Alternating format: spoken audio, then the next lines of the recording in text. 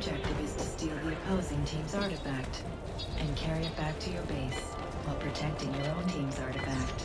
Welcome back to the 400 subscriber special. This is part 2. If you missed part 1, then you can go ahead and click the annotation on screen now or go to the description. Watch that part first. I talk about a bunch of games and the first story that I have to tell. I'm going to be telling a bunch of personal stories and we're going to move on to the second story. Now, March is a notable month only because this is when I started posting Assassin's Creed videos, and I really think this is what started kicking off my channel because I probably told this story a few times. I'm going to make this brief. I was watching a bunch of Loomer's Templar training videos in my multimedia class because they had YouTube unlocked, and I was super bored, got my work done really early. I decided to watch those, pick up ACR, and as glitchy and as frustrating as ACR was a few times, I'm glad I started making Assassin's Creed videos because my channel grew tremendously since I started doing them, and I'm probably going to be doing them for a while after this. Now that was March, and we're going to skip ahead to somewhere around April, May. I'm not going to be doing every single month, but this was around late springtime, and I really hoped you watched the first part of the 400 subscriber special where I told a happier story. This is going to be the first low, and this was a really low. So I hope you guys are not in a really good mood because I'm about to dampen it with this really sad story that's coming up. So I've had this dog since about 4th grade. I'm 17 now, senior year of high school. That's 12th grade if you guys don't live in America. But I've had this dog for a very long time, and I have actually never experienced death in my life. Well, obviously because I'm still alive, but none of my parents have died, none of my grandparents have died, knock on wood. None of my relatives have died. I have never actually had to experience a funeral, so death is actually completely new to me, and it's not going to be new to me for forever, I understand that, but I had sort of a near-death experience, not for myself, but for my dog.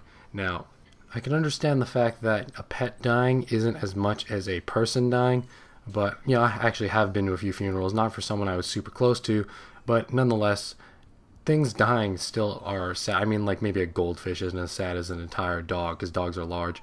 But the most heartbreaking part, my dog actually didn't die actually. I should probably mention that, spoiler alert.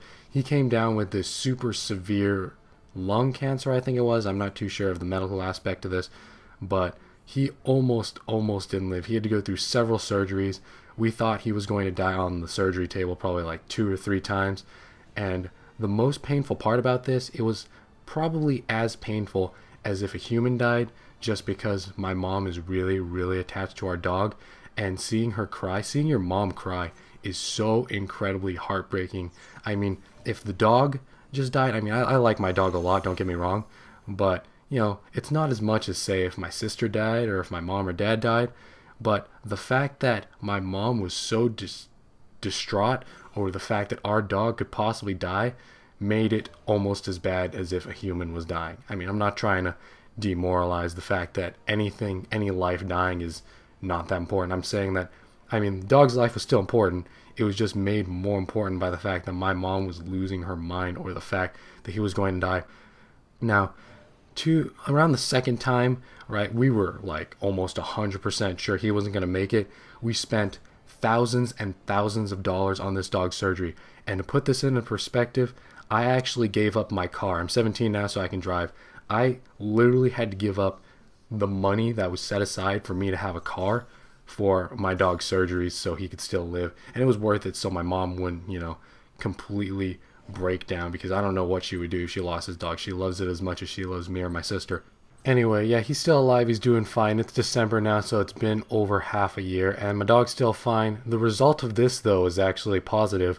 We actually got a puppy. This freaked out my mom so much that she decided it was a good idea to get a small, well, actually not very small. He's a puppy, he's about a year old, but this dog is huge. He's like a boxer lab mix sort of thing. But anyway, the positive result from all this was the fact that I got a puppy and my dog still lived. The negative effect, which was worth it, was that I don't get a car. Anyway, that was a really traumatizing part of my year, the fact that my mom was breaking down, the fact my dog was almost going to die. The magical part of all this, though, was I did something I think was very Jesus-like. I think the last time my dog was on the operating table, I looked at him, he was still conscious, and I told him, "You are going to live." Like at the beginning of the Bible, how Jesus goes, "Let there be light." I was like, "You are going to live." And that dog lived, and it was something that I was so sure of. I said it to him because I was 100% sure about it, and it happened, so I felt kind of cool about that. And that was only the first of 2 things that I said this year that were against crazy odds but still came true. Anyway, let's move on to the next story. I tried to tell that previous one in the least depressing way possible. Let's move on to another happier story. This was about sometime in the summer when I decided to do a Gamma Labs review. And this is, a lot of you guys might remember because a lot of you guys came from this. My friend Drifter wanted to tweet out one of my videos that I did for him. Now, this is the amazing thing. I tweeted him my video because he sent me some Gamma Labs as a free sample. He's sponsored by these people. I have no affiliation with Gamma Labs, by the way. No one's paying me to say or mention their product, which is like this gaming energy supplement sort of drink. But I did a review of Gamma Labs because Drifter sent it over to me. He didn't ask me to. I just decided to do the review. I tweeted it over to him, and he decided, hey, I'm going to give you a shout out, which was amazing. That was one thing that kickstarted my channel. And the fact that he gave me a shout out without me asking just comes to show. I mean, there are a lot of people in the YouTube community who are asking for shout outs, who leave those annoying comments on videos. You know, the ones where it's like, hey, make my dream come true by checking out my channel. No, that's stupid. I didn't even ask for the shout out, and I still got it, which comes to show you that just hard work will get you what you deserve. And I actually got a few shout outs from Drifter because I've done a few things to help him, and I've never asked for a single one of them. Same with Esco Blades. He's given me shout outs for the community spotlight thing, and I have not asked for a single one of those. So for the fact that he would actually give me them means that I probably deserved it. I didn't go out begging for them. That was amazing how Drifter managed to give me a shout out. He decided that the videos, the content that I make is good enough for him to tell other people about, and that was a huge honor. And to this day, I'm still very humbled by the fact that anyone would mention my channel out to thousands and thousands of other people. And all this happened back in June. Now, the following story is probably my absolute favorite one out of all these stories to tell and to rethink about. I think about this story all the time, so I hope you guys enjoy this next one. It's probably my absolute favorite one. Alright, so there's this girl. I met her last year, first day of school, and I started to like her towards the end of the school year. I didn't really think much of her when I first met her, but she really stole my heart somewhere near the end of the year. I didn't have enough time to ask her out, so this year I was lucky enough to get a seat next to her in one of my classes.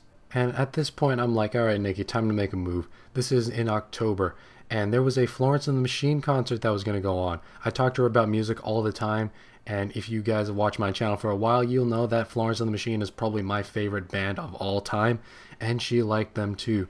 So I'm like, alright, brilliant idea. Let's take her to a Florence and the Machine concert. Unfortunately, at this point, the concert was a few weeks away. Tickets were sold out, so I didn't have a way to get it, whatever. And then I heard on the radio they were giving away Florence and the Machine tickets. Now, remember back when I was telling the story about my dog dying, I told him, you're gonna live. And that was one of the two things that I said this year that were against all odds but still came true.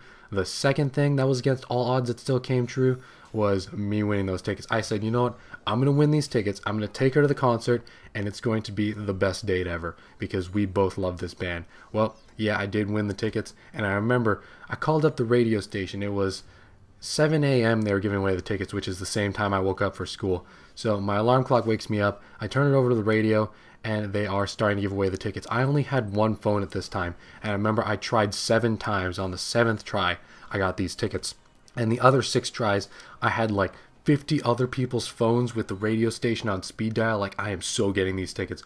Well, it was 7 a.m. and I had to be caller number 10. And I only had my one phone since everyone was still asleep or just brushing their teeth. I didn't want to bug anyone.